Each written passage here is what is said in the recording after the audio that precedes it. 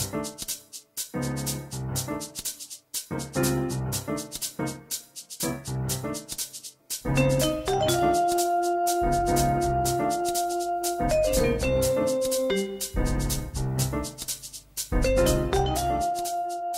I'm Debbie Nigro, Chief Executive Girlfriend, FirstWivesWorld.com. We're going to talk about divorce mediation today and some good stories and bad stories, when it works, when it doesn't. My guest is Rachel Fishman Green, a divorce mediator. Welcome.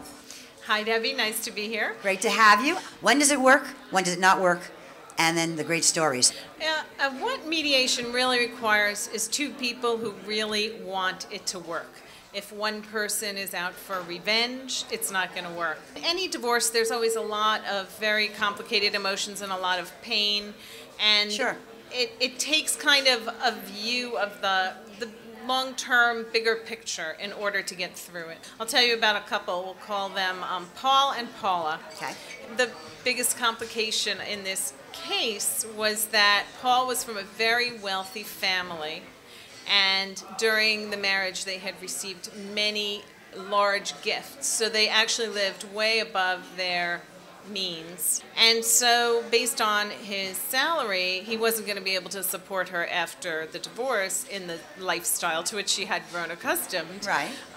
But at the same time, he couldn't quite go to his father and say, oh, could you support my ex-wife? When money comes through a wealthy family to a household, doesn't it become the house? It's a gift to the couple.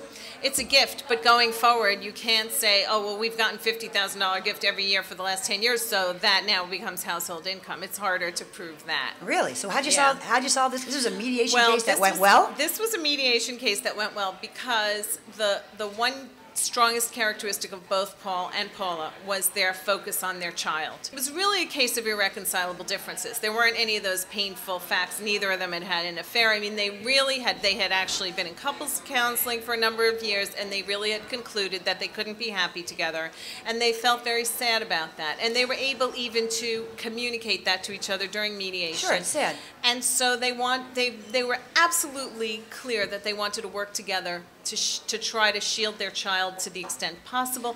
They both could say, you're a great mother, you're a great father, and their focus on their child pulled them through these difficult issues. It's my understanding that mediation in divorce works best when the child's best interests are first and foremost with the couple, and then it goes smoothly. Yes. Right? Yes. Okay, the outcome of that case was? He finally did go to his father, and he paid her a big lump settlement to buy her out of the house, and he agreed he would pay her support for a couple of years so that she could begin to build her work back up. And there were some safeguards that they put in, so that she can go back to him if it wasn't building up as quickly as she thought it would. And again, the motivation was that both the father and the grandfather did not want this lovely child to suffer when at the mother's house. So that really was the motivating thing that closed the deal. She always has that, go tell grandpa things aren't so good. That's right. Chit. That's right. Exactly. Okay, give me a bad mediation situation. When is it not good and not going to work to mediate a divorce? Okay, well, we'll call this couple Alan and Alice. And they had a couple of mediation sessions with me before they revealed that they had actually met in AA. And both of them had addiction issues that were in their past, only it appeared that Alan had kind of slipped off the wagon. Okay. So he was actively, it came out during mediation that he had gone back to drugs, he was doing cocaine, and while inebriated, he had kind of fallen into bed with someone else. Oh, that was a bad accident. It was a bad accident, yes, exactly. So Alice felt betrayed on many levels. She felt betrayed because in some ways their sobriety was a thing that they did together. It was the connection. It was a connection. Yes, the and so he left her alone with that connection. She was concerned about if she could ever leave the children with him in the future. She just felt like she didn't know if she could trust him.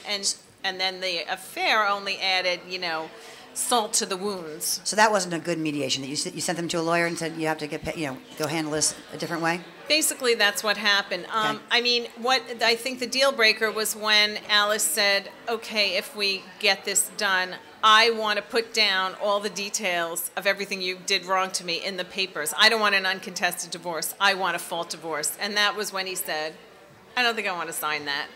And that blew up. Right. Okay. Just quickly, the cost of a mediator versus the cost of lawyers. Do you have some numbers?